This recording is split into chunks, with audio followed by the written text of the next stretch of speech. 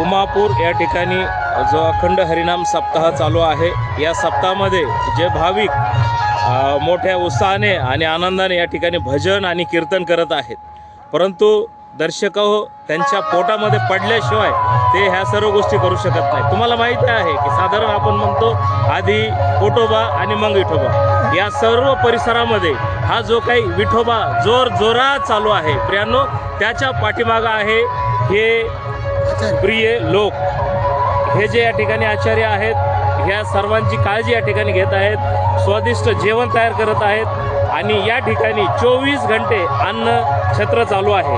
त्याविषयी जे आचार्य आहेत त्यांच्या प्रतिक्रिया आपण जाणून घेऊयात।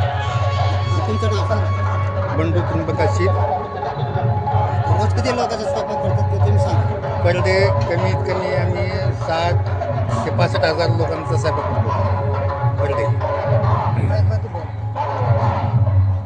साधारण किती वाजता तुम्ही स्वयंपाकाला सुरुवात करता? सकाळी 7:30 तर संध्याकाळी 8:30।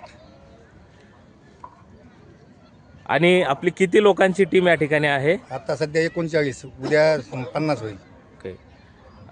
सप्ताह कमिटीच्या वतीने देखील तुम्हाला बार सूचना केल्या जातात की तुमची सुरक्षा पाहून, तुमच्या जीवाकडे पाहून या ठिकाणी तुम्ही काम करावं। तरी काल जी काही एक दुर्घटना या ठिकाणी घडता राहिली, त्याबद्दल परमेश्वराला धन्यवाद असो।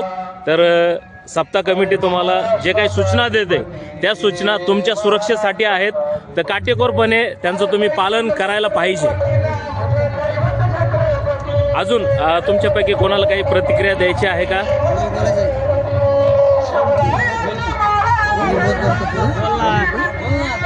ठीक आहे, या संदर्भाने गावकरी नागरिक यांच्या प्रतिक्रिया आपण ऐकूया।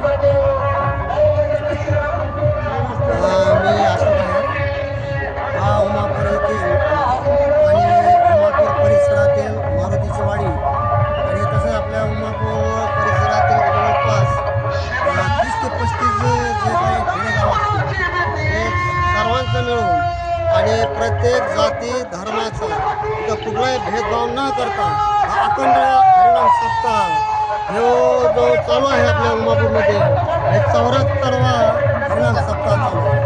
आणि जे काही आपल्या सप्त्यासाठी जे काही जेवण करणारे जे काही आचार्य आहेत, जवळपास तुम्ही यांना पाहता ही जी टीम आहे ते जवळपास 40 ते 39 लोकांची टीम आहे आणि अहोरात्र हे स्वयंपाक करण्याची जिम्मेदारी हे जवळपास त्यांच्याकडे दिलेली आहे।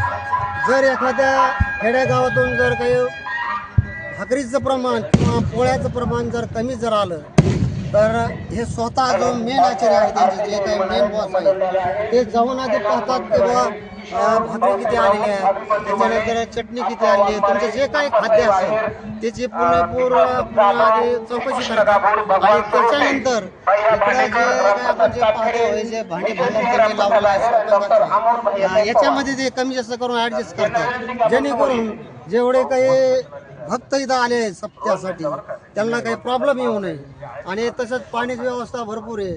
त्याच्यानंतर आमच्या आरोग्य केंद्राचे जे काही अधिकारी असतील उमापूर येथील किंवा जिथून काही पाणी येणार आहे उमापूरला, टँकरद्वारे असो किंवा जारद्वारे असं, त्याची पुरेपूर चौकशी करून आणि त्याची पूर्ण सांगायचं म्हणजे तपासणी करून हे पाणी आपल्या सप्ताहासाठी जवळपास व्यवस्थित करून इकडे पाठवत आहे। त्यामुळं पाण्याच्या बाबतीमध्ये सप्त्यामध्ये एकदम पवित्रता राखलेली आहे। त्याबद्दल पूर्ण पाणी देणाऱ्याचं आणि जे काही वाहनं जे काही लोकांनी दिलेत त्यांच्या गावकऱ्यातर्फे आणि पूर्ण पंचक्रोशीचे जेवढे काही खेडे असतील, जसे 30 असो 35 असो, जो काही नागरिक सहकार्य करतोय त्याबद्दल उमापूरच्या वतीने आणि मारुतीच्या वाडीच्या वतीने मी त्यांचे आभार व्यक्त करतो। बस एवढं बोलतो।